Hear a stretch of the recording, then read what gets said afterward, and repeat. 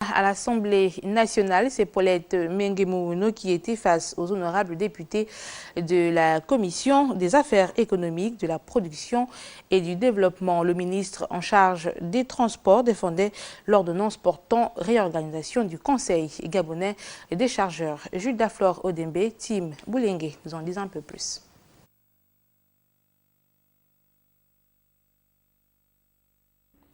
Le secteur des transports revêt un caractère important pour l'économie de notre pays. C'est conscient de cela que le ministre en charge de ce département, Paulette Mengemouno, est venu soumettre pour examen auprès des honorables députés le projet de loi de ratification de l'ordonnance portant réorganisation du Conseil gabonais des chargeurs.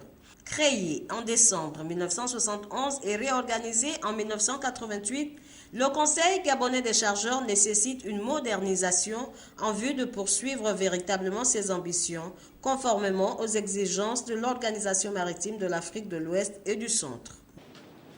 Pour assurer une protection adaptée aux chargeurs nationaux, dans un contexte de libéralisation des services de transport maritime, le gouvernement a entrepris de renforcer le rôle du Conseil gabonais des chargeurs.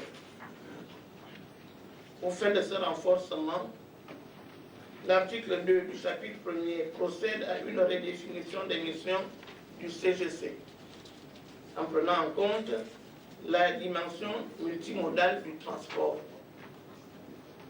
Cet article modifie substantiellement le périmètre d'intervention du CGC, dont la mission primitive, telle que définie en 1971 et confirmée en 1988, et rappelé ci-avant, consistait à assurer la négociation des taux de fret, la veille effective des taux de fret homologués, la répartition du trafic de fret entre l'armement national et les autres compagnies desservant le Gabon, l'harmonisation et la simplification des formalités administratives.